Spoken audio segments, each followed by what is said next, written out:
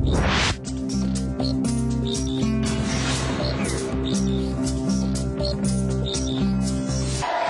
back. You're watching Much On Demand. Okay, so it's probably one of the most interesting books I've read in forever. And we have Slash here. It's all about him. Please welcome Slash.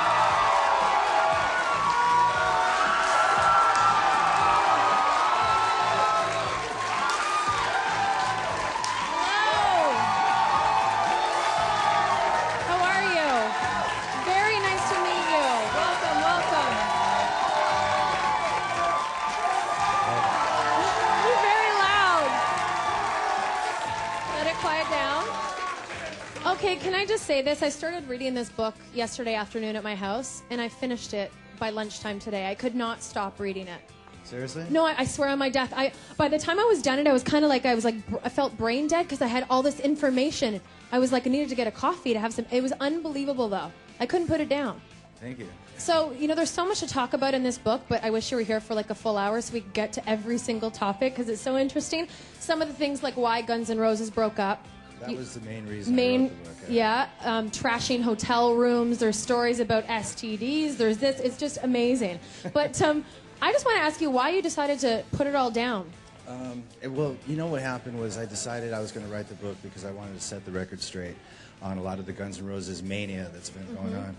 And so we figured the best way to do it was to do it in book form. And this is why the timing is such, is because in the last couple of years, the Guns N' Roses stuff has been overwhelming. And because of Velvet Revolver, and I'm out doing press all the time, I have to deal with 15% or 20% of Guns N' Roses questions, Always all the same about stupid stuff. Yeah. So we said, well, let's do an autobiography. And so it's a snapshot of my life, and then the gun stuff is in there, and there you have it. You're probably one of the most fascinating people I've ever interviewed. I know we've just started the interview, but I'm sitting there reading it, and I just like call my mom, like, I never knew this about you. It's unbelievable. Like your upbringing, just surrounded by creative people. Your mother was a costumer who made costumes for like Ringo Starr, John Lennon, and then your father was a painter and artist. Right. You had like Joni Mitchell living a couple of doors down from you. Jim Morrison lived in the area where you grew up in LA. It was just like, holy, you know what? It was a pretty eclectic upbringing. You know, but it was good. It sort of prepared me for the life I was going to lead later, you know? That's it. Well, of course, you're a little rock star in training. You'd have to think that that would have some sort of impact on your career as an artist, right? It's funny, too, because I have 2 boys. They're adorable. Their pictures in the book. They're so cute. And I'm sort of looking at the lifestyle that they're raised into and Yep. seeing what they're going to end up being like. It's amazing, isn't but it? I'll keep a tighter leash on them than my mom did. Will you? Yeah. No, but everything sure. happens for a reason, right? Everything you've that's gone the way through. I look at it. You know? No, it's interesting because I read that when you were about 13 or 14 is when you really knew that, because obviously you rode BMX bikes, you had that love, but then you knew that guitar was the only thing that you like really wanted to do, that you thoroughly enjoyed. It came really abruptly. I picked it up when I was 15, and as soon as I played those first couple of notes, that was it. And Yeah, because that's amazing to me, because I think back to when I was 13 and I didn't know what I wanted to do with my life. No. So what was that moment like for you? I didn't know what I wanted to do with my life either. The only thing is I discovered guitar, and I was completely absorbed in that.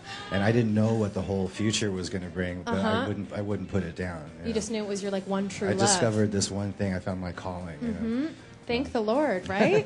Thank the Lord that happened. Well, no, speaking of it, because obviously Guns N' Roses was, one of the best rock bands of all time, right? It definitely was, yeah. Absolutely, and you talk a lot about it a lot in this. But one of the things that I never knew is that you guys kind of found each other in like a LA. It was like a free newspaper kind of thing, like a wanted ad. Yeah, That's just crazy. It's like basically the Classifieds. It's called the Recycler.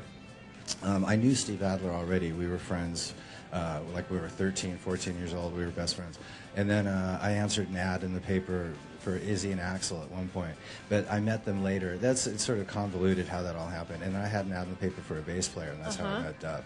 And we were all wandering around the same scene, and we had different combinations or different variations of different bands. Like Axl and Izzy and I had, or Axl and Steven and I had a band. Duff and Steve and I had a band. Axl and Izzy had a band, and then finally all came together. It's all the same circles. Do you think it was fate? Yeah, it was definitely fate. We Just were like meant the to be. only five guys in LA that could have made up that band, and it was us against them. But there was definitely a hand of something sort of Drawing you together, yeah, right? yeah, Like yeah. magnetism, obviously. And all the songs that we wrote, the way they came together, and all that, and the record that we made. Absolutely. Okay, can I read an excerpt from the book? Sure. Is that okay?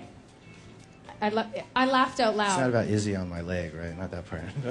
I had to. It's the funniest Oh, that's thing. it? Of course it is. It's the funniest thing I've ever read. Can I read it? Is that cool? I don't know. You guys have the ratings over Well, here. I'm not going to say the F word. How about that? All right, Okay. I'll say it. Okay.